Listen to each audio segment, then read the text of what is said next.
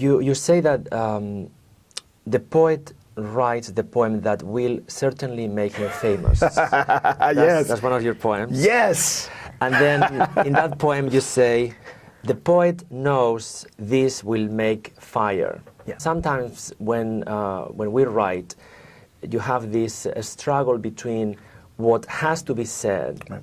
But at the same time, I think our vanity has this temptation of, well, maybe I should write this because it's going to make more fire. Right, right, right. How do you solve this tension between what has to be said and what you believe is going to make more fire? The fire that one can make,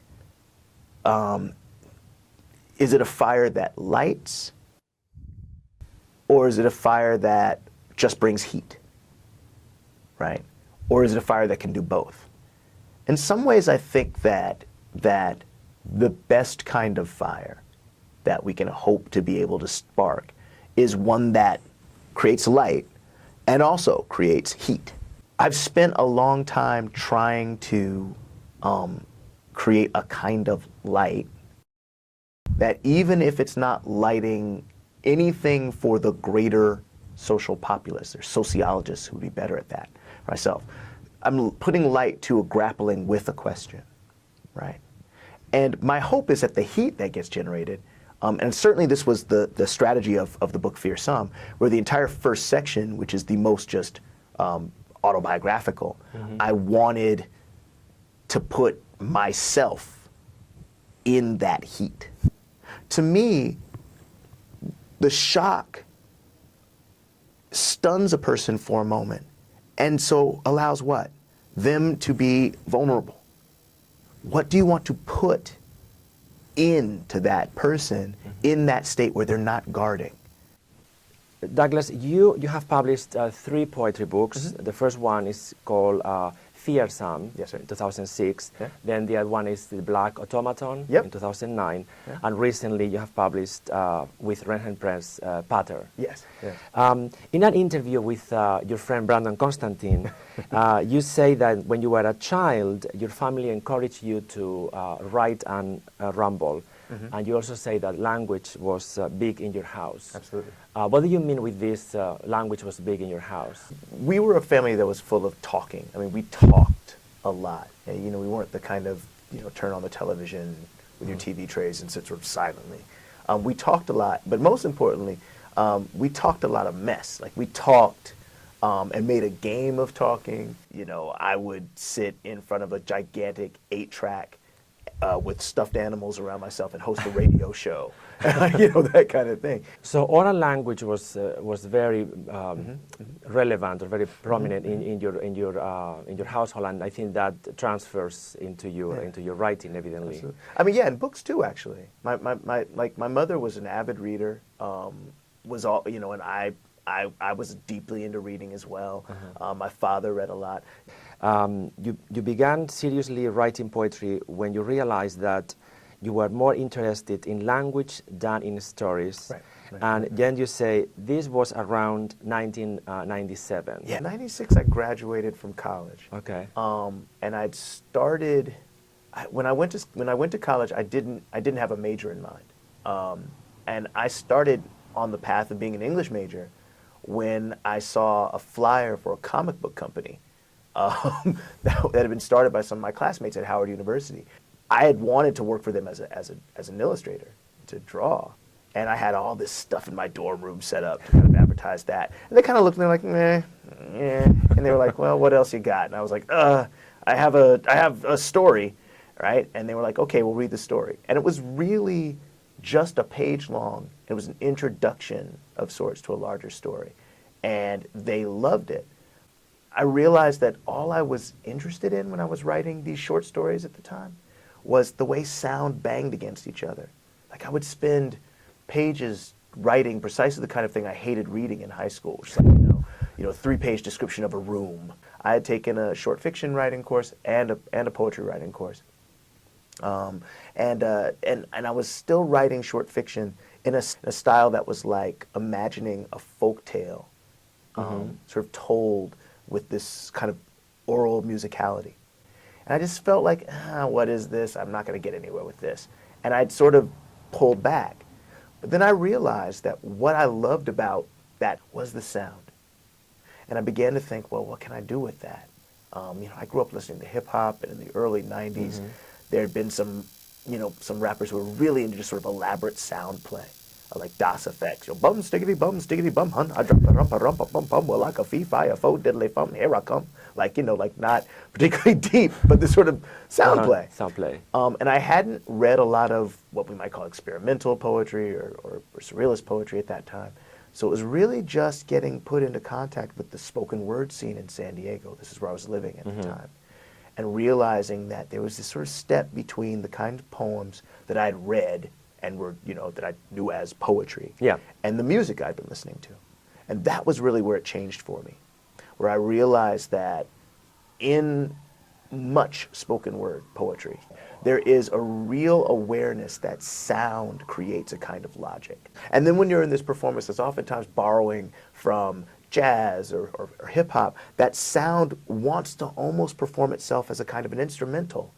That's you're much more aware of it when somebody's doing it so in such a driven way during a spoken word performance. And so you're getting this sort of thing of like, does the voice become its own instrument at the same time that it becomes a sort of sense-making engine? And that was when I really began to think to myself, wow, maybe I could do stuff with this. It's like, I felt like at that time, I was like, well, I'm not going to become a rapper. Like, I don't know any producers. I don't want to show up to some club and like freestyle battle somebody, right? So I was like, well, how can I do something that feels like I'm getting the best parts of the things that I'm interested in? And I can't think of a better way to think about what an avocation or a passion would be, where it's like, I just want the best parts of the stuff that I'm interested in, and I found them in poetry. Yeah. When you read your work, and probably many people have told you this, you are very dynamic, you have a great sense of style. So my question is if this element of performance, of this element of stage, is present, or how present it is when you write a poem. Cool. I used to be a lot more alert to finding the line in a poem where I knew the audience would be like, oh, whoa, oh, I can't believe, like he said, oh, like that kind of thing, which is very much a quality of like a lot of hip hop aesthetics, where it's like, what's the oh moment in your rhyme? What's the shaking your head moment? What's the screw your face moment? Ooh moment. And so I used to think about that a lot more when I was first starting. But audiences are so tricky. They refuse to follow your plan. Like, they just refuse to do it. So thinking about the audience in terms of reaction at the stage of composition is dicier. I've kind of pulled back from thinking about an individual line as how the audience is going to receive that individual line, and more like the entire poems. And in fact, the more I've done readings and performances, the more I've begun to think about the space between the poems, the banter, the patter between the poems, as being the only useful place to really think about the individual line, the individual statement in relationship to the audience. And the beautiful thing about that is I'm right in front of them. When you talk about the readership, you always say audience. Yeah, for me, audience, when I'm thinking about composition and what they're gonna receive, to me it's a different kind of relationship. And that difference is, if I'm reading something, I control time. That is to say, if I'm the reader of a poem, if the first line is confusing to me, you can go back. I can go back. Yeah. I can sit with it. You can skip it. I can skip it. Being the audience at a performance is a much more precarious sort of thing. In that if you're listening, you don't control the time. If I decide to read a 5-page poem in 45 seconds, if I speed read through it, that's what you get. You're kind of stuck with that. So I think it's a different kind of relationship. I would like you to read one of your poems from For Fear Sam. Absolutely. It's called Alameda Street. This is for Deshaun, Eric, God rest the dead, my brother Dallas, Jerome, and Lerome. We brown boys play stick games, say nicknames like Big D evilly, and conjure Knievel with jigsaw dirt bikes and sewer curbs for asphalt launch pads. We all sweat to no flight for just a minute. We brown boys, hair, all naps, wear ball caps, broken brims, broken rims from hungry slam dunks, pro ball pipe dreams over ice cream man's pop goes the weasel. We all hunt change from chords, Bermudas, and mamas. We brown boys, smack talking, slap boxing, stay bragging and bagging, drinking summer from hoses and water bomb barrages. We throw rocks at garages, making no dents. We all just trying to leave a mark. Something that is very evident and I think essential in your work is the visual aspect of it. And you have been experimenting with that for a while. There is, of course, a long tradition of visual poetry from the Greeks and then the Baroque poets and the avant-garde poets and also in the 60s, the futurists, yes, futurism. But you don't call it visual poetry or concrete poetry. You call it, or intermedia, you call it performative typography. Yeah. So could you explain performative typography and what's your contribution to this world of visual or graphic poetry? Feet to the fire. Nice. I call it performative typography because my understanding of the notion of performativity or something being performative is that it's taking its presence and marking that presence. Like not assuming or asserting that that presence is incidental, but that presence is an active part of it. Any poem, that has been typeset is typographic and is asserting its presence. It's guiding its reading. But depending upon the reading strategies with which you were educated, that becomes somehow invisible, right? A poem that's all left aligned in one block stanza, right, is telling you how to read it, right? It's not quite the same thing as a prose poem that goes across the page if there are line breaks. So it's informing you about it, it's scoring itself to a certain extent, right? So for me, the distinction really comes when it's a kind of typographic presentation that makes you go, oh, there's type here, right? Like, oh, how do I read this becomes the question. For me, the performativity of the typography is a pun. It's speaking not only to the idea that the type in and of itself is performing in a way that somebody like myself, who's oftentimes considered a performer of poetry, would find interesting. It's also performing itself as type, right? Saying to it, look at me, I'm type. I'm a set poem. I'm a poem. The concrete poem needs its visual dynamic to communicate anything about what the poem is intending. That there isn't a there orally. And that's something that I generally think I've only just really started exploring. Not that the type becomes a special effect, right? But that the type, the way it's arranged in a lot of these poems, asks a different question. Oftentimes when I talk about what the performative typography can accomplish that, say, conventional typography has more trouble with, is simultaneity of sound, right? That if I have layered type, the reader, I think, knows, because, readers, Western readers have been reading advertisements, comic strips for so long that we're actually quite literate in these more graphic presentations of text, right? So I think that the reader kind of knows, oh, this is supposed to happen at the same time.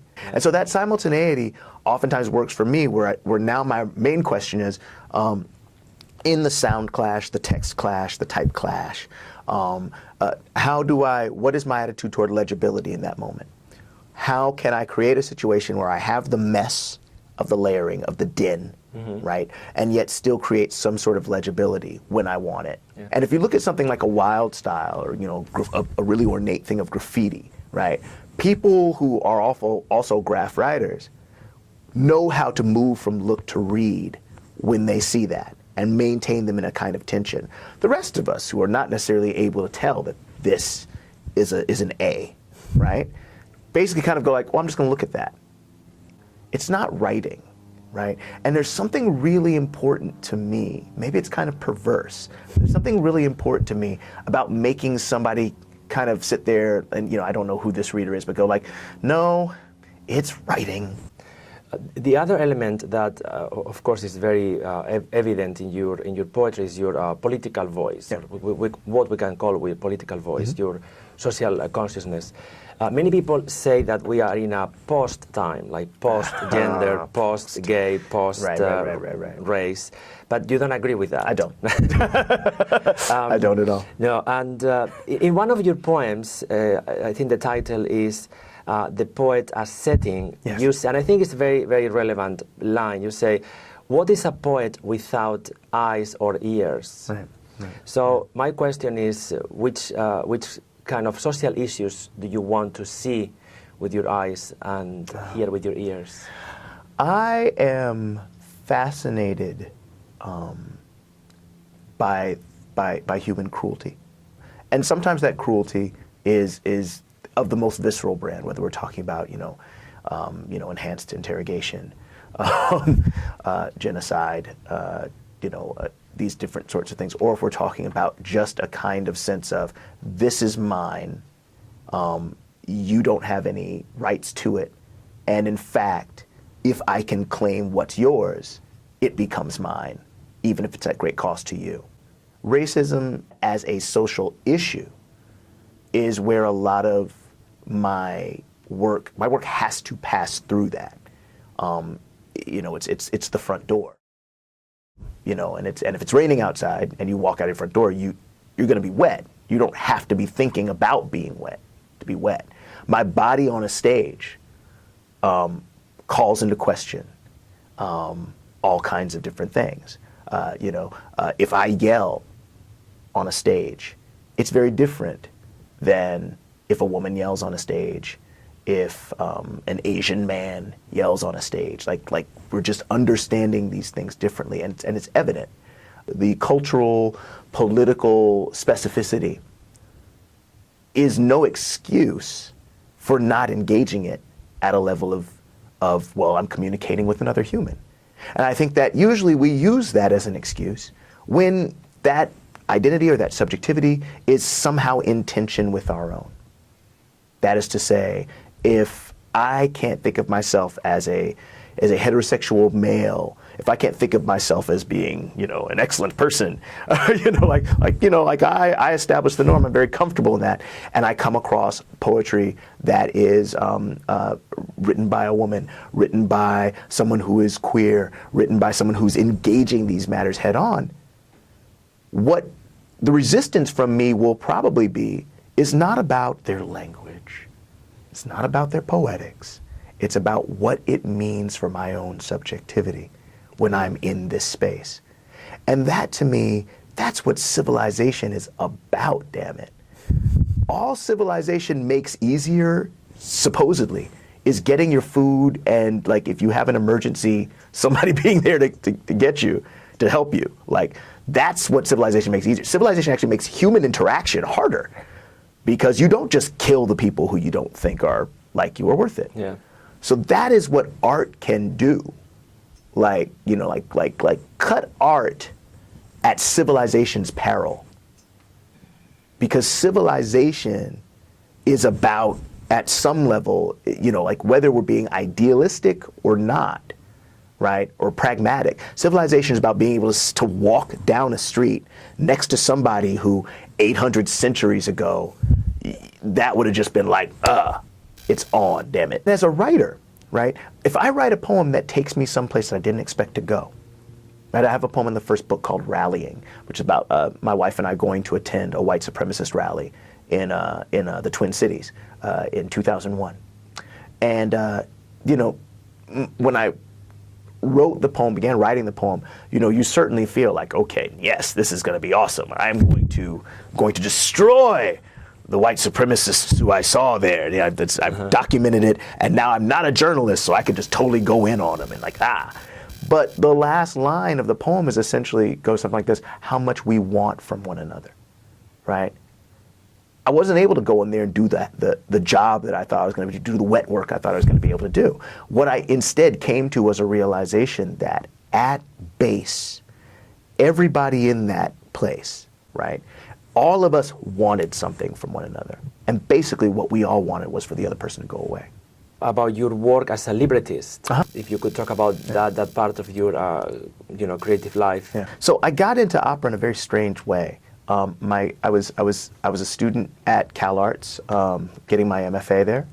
My cousin Paul Buckley, who I've collaborated with, we were in a band together. We've done all kinds of stuff together. Had tickets to see an opera, The Flying Dutchman, at the LA Opera, and he couldn't go, so he gave the tickets to my wife and myself, my wife Nicole and myself. Watching that opera put the question of reading and looking, page versus stage, performance versus text. It was the most extreme experience of it that I'd had to that moment, because you're watching somebody sing and they go,